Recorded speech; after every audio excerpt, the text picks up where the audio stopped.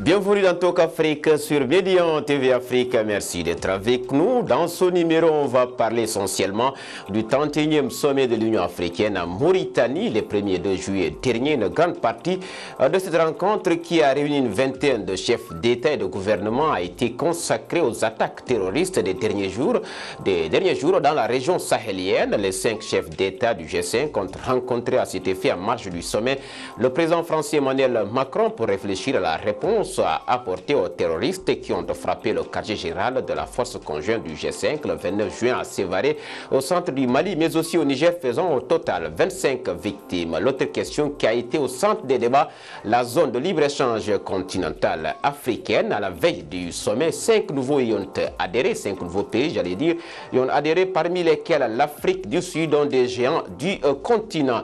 Eh bien, pour décrypter ces deux questions d'actualité, nous recevons sur ce plateau Frédéric Ndeki. Vous êtes le coordinateur du programme de la paix, sécurité et prévention des conflits en Afrique à Gorée Insul, c'est bien cela. Merci d'avoir accepté notre invitation. Merci, M. Diallo. Avec nous également sur ce plateau, Dr Lansana Sissoko, économiste, enseignant-chercheur à la faculté des sciences économiques et gestion de l'université Cheikh Anta Diop de Dakar. Merci d'avoir accepté notre invitation et bienvenue.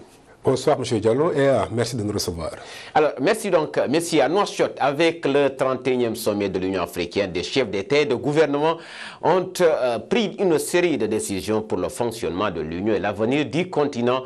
Les détails de tout cela avec nos envoyés spéciaux sur place, Amadou Sabarba Mbaïndire et Sanoussi Sané.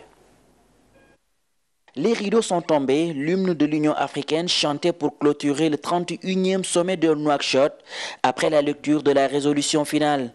Une réussite dans l'ensemble selon le président en exercice de l'Union africaine. La zone de libre-échange continentale, de nouveaux pays ont signé le protocole. Je me réjouis de dire que 49 États membres ont signé le protocole sur la zone de libre-échange continentale et 6 États membres ont ratifié le texte. C'est un progrès significatif et je suis convaincu que beaucoup de réalisations seront faites. L'autonomisation des femmes, la corruption, le budget de l'Union africaine, les questions du terrorisme et de la migration sont abordées avec des pistes de solutions. Pour rappeler que l'essentiel de la migration se fait à l'intérieur du territoire africain. Et donc, avec la zone de libre-échange continentale, avec le protocole sur la libre circulation à l'intérieur du continent, je crois que nous allons progressivement absorber ces questions. C'est une question de fond, certes, qui concerne d'abord le continent africain et naturellement son voisinage. Lors du sommet de Nouakchott, des chefs d'État et de gouvernement ont adopté la candidature du ministre rwandais des Affaires étrangères par le Conseil exécutif de l'Union africaine au poste de secrétaire général de l'Organisation internationale de la francophonie. Le 31e sommet de l'Union africaine tenu ici à Nouakchott s'est terminé par une série de résolutions. Les chefs d'État et de gouvernement ont discuté des sujets qui concernent le développement du continent africain, des questions qui ont déjà trouvé des débuts de solutions, notamment la ZLECA, zone de libre-échange continentale africaine, qui a enregistré de nouveaux adhérents des pays qui ont signé et ratifié le protocole. Alors rendez-vous est donné en juillet 2019 avec le Niger qui va accueillir le prochain sommet de l'Union africaine. Amadou Sabarba, envoyé spécial ici à Nouakchott pour Médian TV. Amadou Sabarba, beaucoup de questions qui ont été donc abordées lors de ce 31e sommet par une vingtaine de chefs d'État africains et de gouvernements. Mais nous allons retenir dans le cadre de cette émission deux sujets qui ont été au cœur des débats. La ZLECA, la zone de libre-échange continentale, mais également la question sécuritaire dans le Sahel. D'ailleurs, on va commencer avec cette question. Frédéric Ndeki, les pays du G5 Sahel, toujours confrontés à la progression de la menace terroriste et du crime organisé, en attestent ces dernières attaques meurtrières du 29 juin au Mali, mais également au Niger, qui ont fait pratiquement 25 victimes, attaques qui intervenaient juste à 3 jours avant l'ouverture du 30e sommet, en marge duquel d'ailleurs le président français Emmanuel Macron a rencontré ses homologues du G5 Sahel. Comment comprenez-vous ces attaques dans ce contexte bien précis? Ah oui, la question sécuritaire, je pense que c'est le nœud gordien de l'Union africaine, de la CEDEAO et cette institution que vous venez d'évoquer, le G5 Sahel. Le G5 Sahel existe 5 pays, dont un n'est pas dans l'espace CEDEAO, le Tchad. Il serait accrédité de 5 000 hommes, une force de 5 000 hommes. Ils auraient eu un peu l'onction des Nations Unies sans avoir vraiment une résolution leur donnant mandat. Alors, et pourtant, il y a toujours des attaques. Qu'est-ce qu'il y a? C'est parce que je pense que dans la stratégie, il y a des choses à faire, à parfaire dans la stratégie. Non seulement on a affaire à de grands territoires, c'est difficile à maîtriser, à sécuriser par les appareils. Précisément, qu'est-ce qu'on doit parfaire? Alors, cette stratégie, elle ne doit pas être seulement militaire. Il faut l'allier à une stratégie, faire une sorte d'amalgame entre la stratégie, le volet militaire et le volet développement. Ce qui est malheureusement encore il y a un grand déficit, un grand gap entre les deux. Vous avez en 2015 des dépenses en termes d'équipement militaire, concernant le volet militaire, de près de 600 millions de dollars US. Alors que au niveau du volet développement, vous n'avez même pas, vous avez à peine 200 millions de dollars. Vous voyez ce déséquilibre. L'approche n'est pas efficace, l'approche utilisée par les... Ça pèse surtout de ce côté-là, côté de l'approche. Et il y a aussi l'harmonisation dans les stratégies. On a combien de missions finalement dans cette zone? Quand vous prenez le Mali, vous avez combien de missions qui Il y a l'AMINUSMA, il y a la force Barkhane et finalement le G5 Sahel. Le G5 Sahel, et il y a un problème de coordination, certainement, quand vous avez toutes ces missions-là. Mais en termes de coordination, est-ce que ça ne pêche pas? En plus du fait que je viens de vous dire que dans la stratégie de cette mission, vous avez un problème qui fait que le volet développement est toujours laissé en rade. Et on pense que c'est seulement avec le militaire qu'on arrive à résoudre ce problème. Et nous, c'est ce que nous faisons, c'est l'alerte. On attire souvent l'attention de nos institutions et de nos dirigeants qu'autant on doit investir pour contrecarrer ce terrorisme, cette insécurité, gérer ce problème d'insécurité dans la sous-région, avec le volet militaire, bien sûr, qui va rester cet aspect important du travail qu'il faut faire, mais il faut penser à investir beaucoup plus sur le développement. Il faut investir davantage et beaucoup plus sur le développement. Alors, Frédéric Ndeki, au moment où on parle de la sécurité ou de la réponse sécuritaire apportée à la crise qui menace de déstabiliser le Sahel et ses environs, on parle de plus en plus de la zone de libre-échange continentale africaine à la veille de l'ouverture du sommet tenu à Nouakchott, en Mauritanie.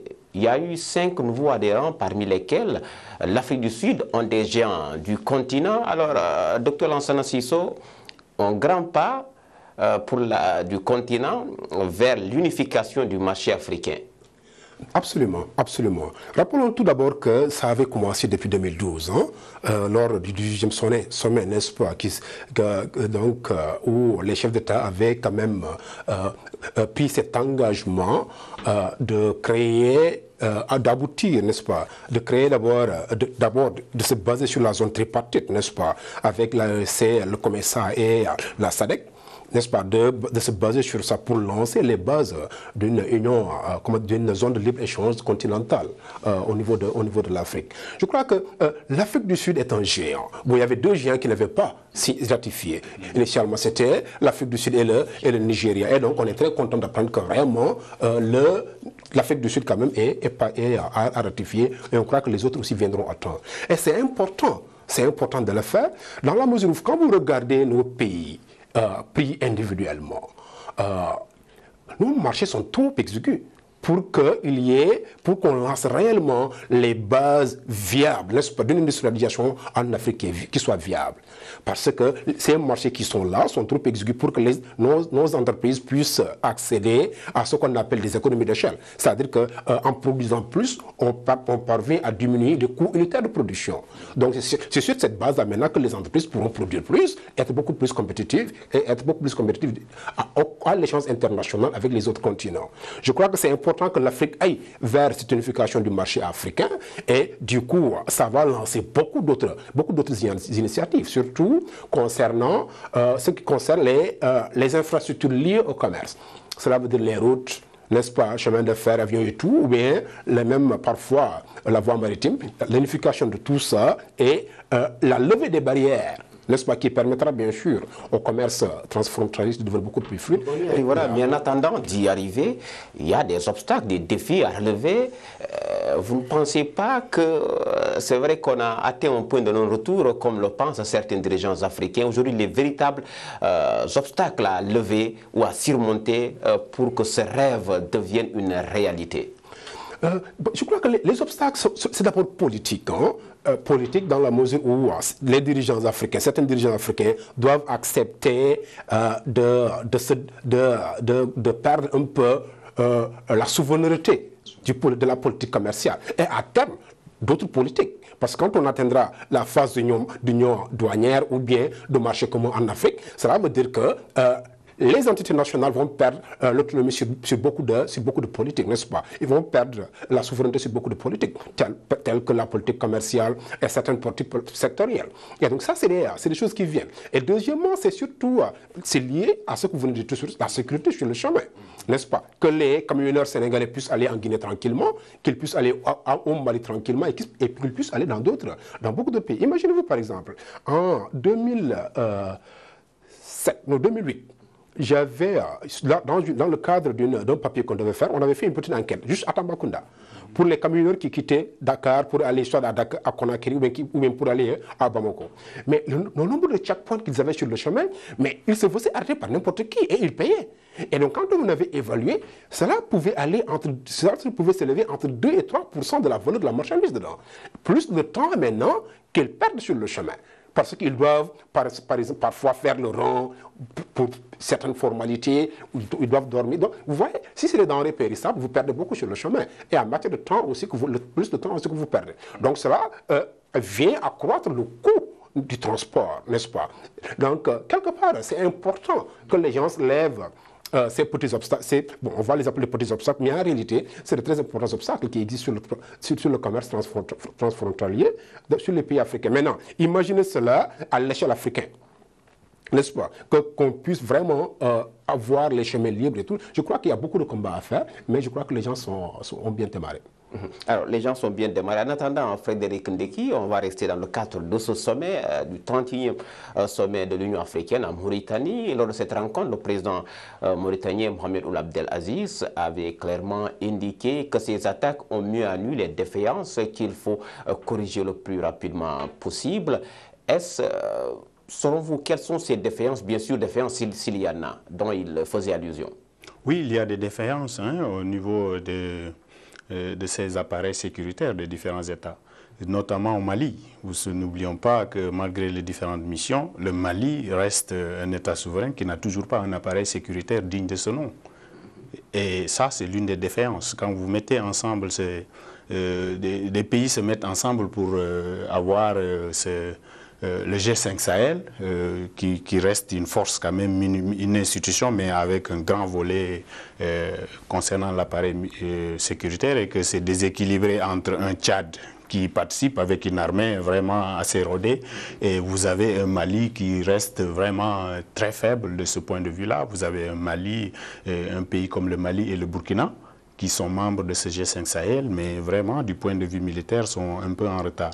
Le président mauritanien le dit parce que quand même, il faut reconnaître que la Mauritanie a fait quelques progrès. Entre la dernière attaque en Mauritanie, qui doit remonter de plus de 2 ans maintenant, à plus de 2 ans maintenant, et ce retour même de touristes jusque dans des déserts, qui font maintenant des pique-niques dans des déserts à Nouadhibou, vous voyez qu'il a fait des progrès en termes de sécurisation de son pays. Vous avez des pays comme la Mauritanie qui ont fait ces progrès, et malheureusement des autres dans la même coalition de ce G5 Sahel-là qui sont très en retard. Donc il y a cela, du point de vue militaire, à combler, ce gap. Et vous avez, comme je vous l'ai dit tout à l'heure, en termes d'investissement dans le développement, Parce que tout ça là doit revenir à cette donne qui reste la plus importante à mon avis, le développement, investir dans ce développement. Et ça aussi c'est l'une des failles, je pense, auxquelles il faut s'attaquer le plus rapidement possible. Parce que cette force du G5 Sahel a beau voilà, avoir des militaires sur le terrain et tout, mais vous n'avez pas d'alliés. L'armée a besoin justement d'avoir d'alliés auprès des populations pour être efficace. Mais si vous n'avez pas d'alliés parce que ces mêmes populations sont frustrées et ne voient plus en l'État, c'est celui-là qui peut garantir leur sécurité. Vous voyez bien qu'il y a ces risques que ça devienne, les populations elles-mêmes deviennent un peu des ennemis ou de ces forces. Alors concrètement, qu'est-ce qu'il faudra faire maintenant pour corriger ces défaillances? Parce que sur le terrain, à titre d'exemple, si nous prenons le cas du Mali qui s'achemine vers une élection présidentielle, dans certaines parties, l'État est quasi absent. Qu'est-ce qu'il faudra faire pour corriger concrètement ces défaillances? Il faudra qu'il y ait, que les Maliens eux-mêmes mettent maintenant une équipe en place qui est capable de redonner à l'État sa souveraineté sur l'étendue du territoire malien. Ça, c'est difficile. Le dire est plus facile que le faire, mais ça reste une tâche vraiment voilà, incontournable, nécessaire et incontournable que le Mali devra vraiment remplir. Il faudra que l'État malien prenne ses responsabilités de ce point de vue-là. Maintenant, le Mali à lui seul, on vient de dire que sa faiblesse est telle que le Mali n'y arrivera pas. Mais il faut maintenant que toutes les missions, tous les gens qui viennent aider le Mali, vraiment aillent dans ce sens-là.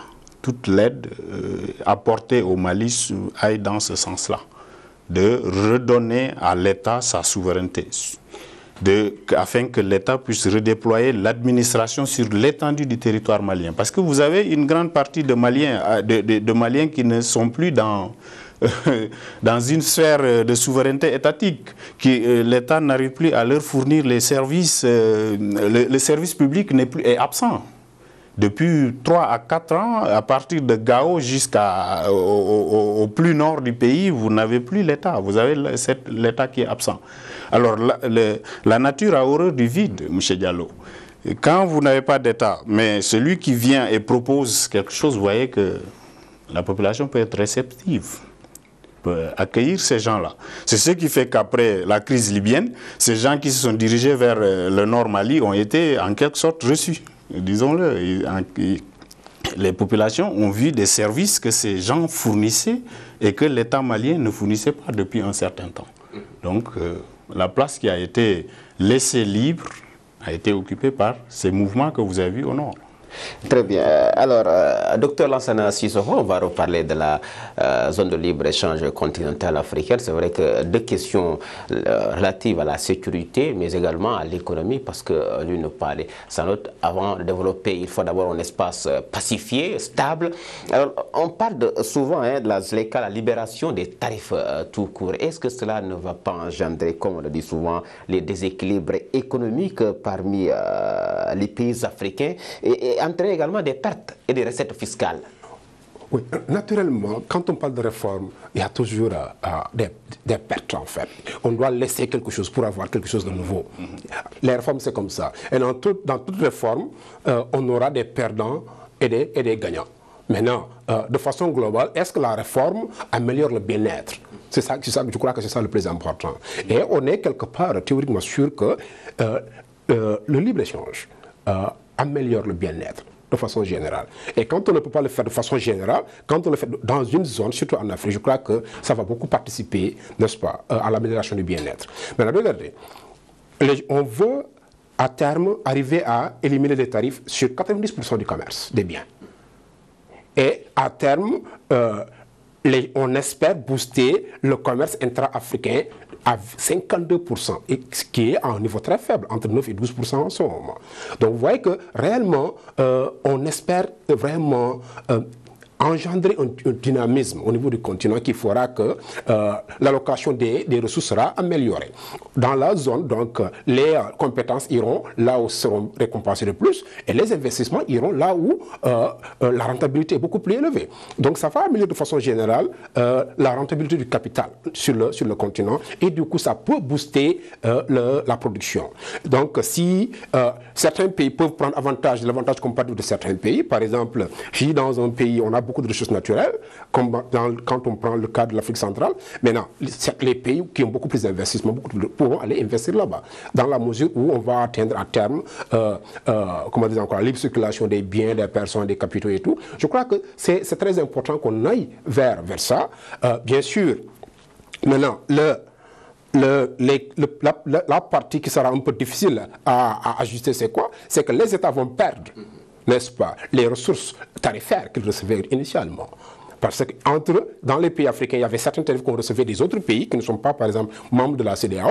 Donc, le Sénégal recevait des tarifs des revenus sur les biens qu'ils exportaient au Sénégal. Donc, cela veut dire que le Sénégal va devoir renoncer à ses ressources. Et ensuite, si à terme on arrive à l'union douanière, cela veut dire que c'est un tarif commun, un tarif extérieur commun qui sera organisé, qui va être appliqué pour toute l'Afrique en fait.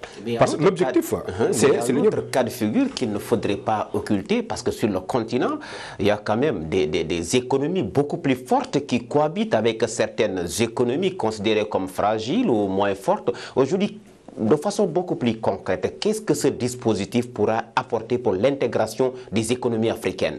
Mais en fait, ça va, je crois que tous les pays y gagneront. Tous les pays, que ce soit les pays qui sont beaucoup plus forts, ou bien les pays économiquement, bien sûr, et les pays qui sont beaucoup moins forts économiquement, tous ces pays y gagneront. Dans la mesure où chaque pays a sa spécificité. Chaque pays a ses compétences en matière de ressources humaines, en matière de ressources naturelles, n'est-ce pas? Naturellement, chaque pays est doté d'un certain nombre d'avantages qui font que la production de certains biens, il sera beaucoup moins coûteuse, excusez-moi, que d'autres biens. Donc c'est sur cette base-là que les gens vont se spécialiser pour produire des biens dans lesquels réellement ils peuvent avoir un avantage qu'on appelle en économie, un avantage comparatif. Donc c'est pas parce qu'on a un grand pays qui est beaucoup plus productif que les autres que nécessairement que ça coûte beaucoup moins cher pour ce pays de produire tous les biens. Donc chaque pays réellement doit organiser son système de production après. Donc je crois que ce sera en fin de compte les politiques nationales qui doivent se dynamiser dans la mesure de lever les contraintes sur la production dans leur économie, dans nos économies domestiques, pour booster la production sur tous les secteurs dans lesquels les gens sont les plus dynamiques et participer à ce commerce et y gagner. Mais je ne crois pas que ce soit le libre-échange qui va être détrimental nécessairement aux pays les plus faibles. Non, non, non. Au contraire, c'est rester en autarcie qui nous sera beaucoup plus détrimental.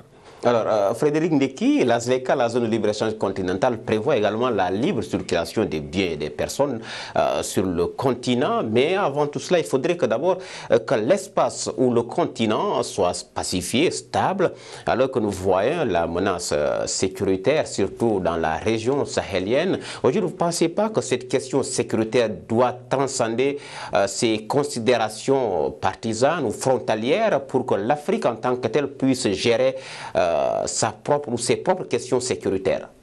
Oui, justement, de la même manière qu'ils sont en train de mettre en place cette zone de libre-échange, ils devraient penser aussi à mettre en place un appareil sécuritaire panafricain.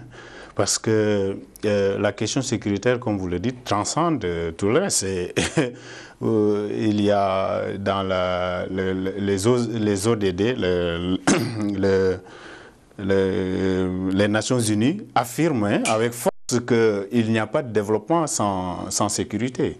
Alors, vous êtes en train de mettre en place une zone de libre-échange, de faciliter plus ou moins la libre circulation des biens et des services dans l'espace. Il faudra que cet espace aussi soit sécurisé. Et c'est le plus grand défi, à mon avis, de l'Afrique, de l'Union africaine. Et je pense qu'il faut aller... l'architecture africaine de paix et de sécurité doit vraiment passer à un cran. Parce que cette architecture existe depuis un certain temps maintenant, mais on ne voit pas encore du concret sur le terrain en termes d'investissement et d'efficacité opérationnelle sur le terrain. Alors, il faut penser à mettre aussi en place un appareil panafricains qui viennent en appui à ce que nous avons sur place. Parce que vous avez des forces africaines qui sont dispersées dans les différentes missions. Vous avez des missions au Mali, vous avez en République centrafricaine, comme vient de le dire le professeur. Vous avez partout en Afrique un théâtre d'opérations. Et à côté de cela, est-ce qu'il sera possible de mettre en place un système économique viable si vous n'êtes pas parvenu à sécuriser cet espace-là? Voilà la plus grande question et voilà, à mon avis, le plus grand défi pour l'Afrique. C'est le défi de paix et sécurité. Alors, très rapidement, comment faudra-t-il relever ces défis, Dr Lansana Sissoko? Je crois que le commerce, à terme, est supposé pacifier. Voilà, dans la mesure où quand il y aura beaucoup plus d'échanges entre les peuples, donc on aura à partager beaucoup de choses, beaucoup de valeurs après. Et je crois que le commerce à terme, je crois ce projet de libre-échange continental, je crois que est venu en son temps réellement, durant cette période où on connaît, comme le disait M. Ndeki, beaucoup de problèmes. Mais maintenant, à terme, comme on le disait, le commerce et la sécurité est très important. Et initialement, vous avez parlé aussi de la corruption. Je crois que ces deux-là relèvent de la qualité des institutions africaines et qui sont des déterminants fondamentaux de la qualité de la vie dans le pays, du niveau de production qu'on peut avoir et du niveau de développement qu'on peut atteindre. Donc, à un certain niveau, même les économistes en sont venus à la conclusion que la croissance seulement ne suffit pas pour développer un pays. Il faut aussi que les institutions en place soient bonnes. Il faut que les institutions, tant formelles qu'informelles, soient aptes au développement. Je crois que la sécurité et la corruption sont tous des éléments fondamentaux que l'Union africaine doit réellement réfléchir dessus et pour trouver des solutions, n'est-ce pas? Pour que, évidemment, ce projet de zone de libre-échange africaine de libre-échange continental, ou de l'Union douanière africaine, qui arrivera après, éventuellement, soit réellement un succès. Merci, Dr Lansana Sissoko, économiste et enseignant-chercheur à la faculté des sciences économiques et de gestion de l'université Cheikh Anta Diop Dakar, avec nous également Frédéric Ndeki, coordonnateur des programmes prévention, paix et sécurité, prévention des conflits en Afrique à Gorée Institut. Merci également à vous d'avoir été de notre grand merci aux équipes techniques et rédactionnelles. Cette émission, vous pouvez la retrouver sur notre site internet Médion TV Afrique. Le rendez-vous est pris pour le prochain numéro.